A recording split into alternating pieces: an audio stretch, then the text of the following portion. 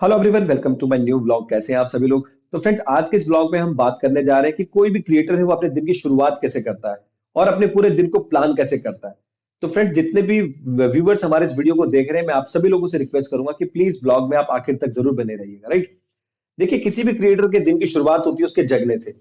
और ये हर क्रिएटर की आदत होती है, चाहे वो एक बिगनर हो, चाहे एक प्रोफेशनल हो, सक्सेसफुल क्रिएटर हो। ये सभी क्रिएटर्स की आदत होती है कि जगते ही वो सबसे पहले देखते हैं कि हमारे जो चैनल के ऊपर जो सब्सक्राइबर काउंट है वो कितना बड़ा है, यानी कि जो कितने नए फॉलोअर्स हैं जो हमारे साथ कनेक्ट हुए हैं। सबसे पहला काम यही होता है, सब्सक्राइबर चेक करने का। और इसके तुरंत बाद जो दूसरा काम होता है वो ये होता है कि हमने जो सबसे लास्ट वीडियो पोस्ट किया था अपने चैनल के ऊपर, उस वीडियो के ऊपर कितने व्यूज आए हैं, यानी कि वो वीडियो कैसा परफॉर्म कर रहा है। अगर मैं सही कह रहा हूं तो प्लीज कमेंट बॉक्स में कमेंट करके जरूर बताइएगा क्या मैं सही कह रहा हूं या गलत कह रहा हूं। तो ये हर क्रिएटर की आदत होती है कि सबसे पहले वो अपने सब्सक्राइबर काउंट चेक करते हैं कि कितनी बढ़ोतरी हुई है, कितना इजाफा हुआ है सब्सक्राइबर्स में।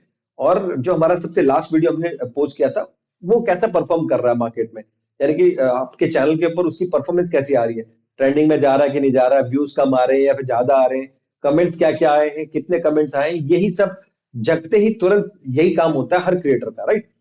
इसके बाद बात आती है कि भाई पूरे दिन का प्लान कैसे करता है। देखिए, कोई भी क्रिएटर है वो ये मैं अपनी बात बता रहा हूँ, निजी बात। कोई भी क्रिएटर है वो सोने से पहले अपने अगले दिन को प्लान करके चलता है। भाई, कोई भी क्रिएटर है अगर वो सोने के लिए जा रहा है ना, तो उससे पहले वो पूरे दिन को प्लान करके चलता है कि कल सुबह जगते ही मुझे क्या क्या करना है। ठीक है, आपने जगते ही अपने चैनल के ऊपर परफॉर्मेंस चेक कर ली कि भैया मेरा चैनल कैसा परफॉर्म कर रहा है और व्यूज कितने आए वगैरह वगैरह।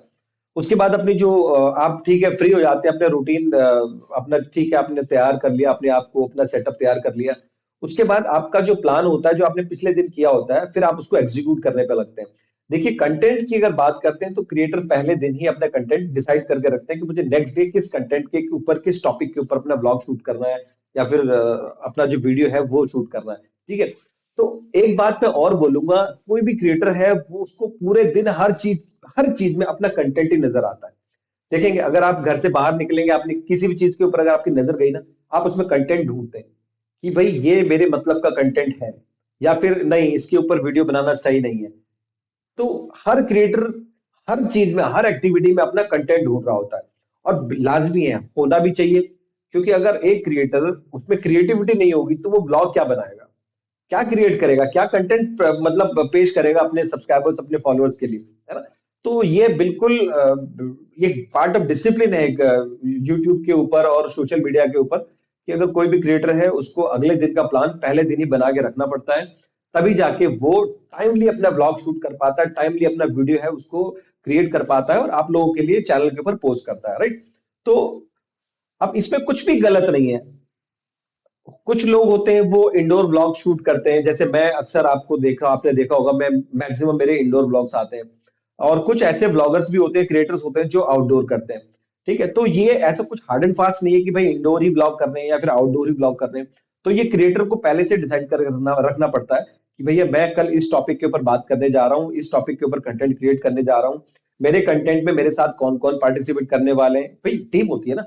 तो हम अपनी टीम को तैयार करके रखते हैं, थोड़ा ब्रीफ भी करते हैं कि भाई कल हम इस टॉपिक के ऊपर बात करने जा रहे हैं, तो थोड़ा सा डिस्कस कर लेते हैं पहले कि भाई ये ठीक है, हम इस टॉपिक के ऊपर बात करने जा रहे हैं। प्रोस कॉन्स मतलब अच्छाई, उसकी बुराई जो भी है, उसमें गलत चीजें क्या है, सही चीजें क्या है, उन सब के ऊपर वर्कआउट करने के बाद फिर एक फाइनेस्ट कंक्लूजन पे पहुंचते हैं कि भाई हमने अपने ब्लॉग में ये टॉपिक कवर करने हैं। क्योंकि हमें व्यूवर्स का भी ध्यान रखना पड़ता है कि भाई व्यूवर्स देखना क्या चाहते हैं, सुनना क्या चाहते हैं, है ना। व्यूवर्स का इंटरेस्ट किस चीज में है। आपने ये भी देखा होगा कि भाई आप वीडियोस शूट किए जा रहे हैं, व्लॉग्स बनाए जा रहे हैं, उनके ऊपर अच्छा रिस्पॉन्स नहीं आ रहा है, लेकिन अचानक आपने एक एक थोड़ा सा डिफरेंट एक व्लॉग शूट किया, वीडियो बनाया, और वो बिल्कुल ट्रेंडिंग में चला जाता है, उसके ऊपर भरमार हो जाती है व्यूज की। तो यही आप लोगों का फीडबैक है जिससे पता चलता है क्रिएटर को कि भाई व्यूवर्स को चाहिए क्या, है ना। देखिए, मैं अपने चैनल की बात करूंगा तो मेरा चैनल कहीं ना कहीं फाइनेंशियल मैटर्स के ऊपर था। भाई मार्केट के ऊपर, स्टॉक मार्केट के ऊपर, ट्रेडिंग के ऊपर, इन टॉपिक्स के ऊपर था मेरा चैनल।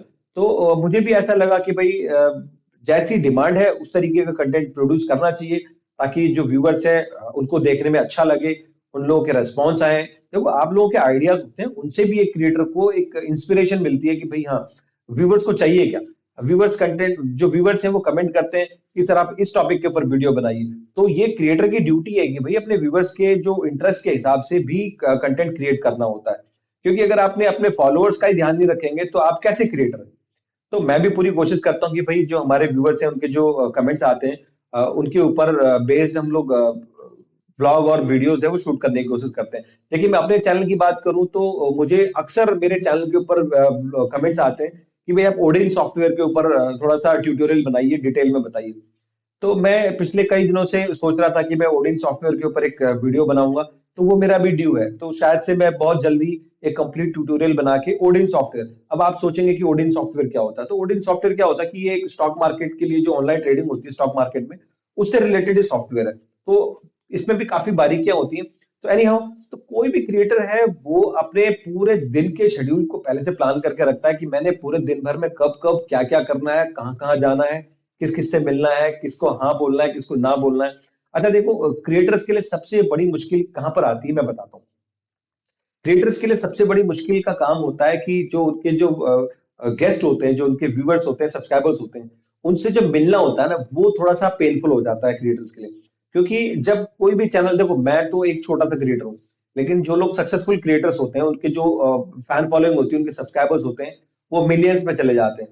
तो मिलियंस में जब जाते हैं तो उनसे मिलने वाले भी एक दो तीन चार नहीं, वो फिर हजारों में होते हैं।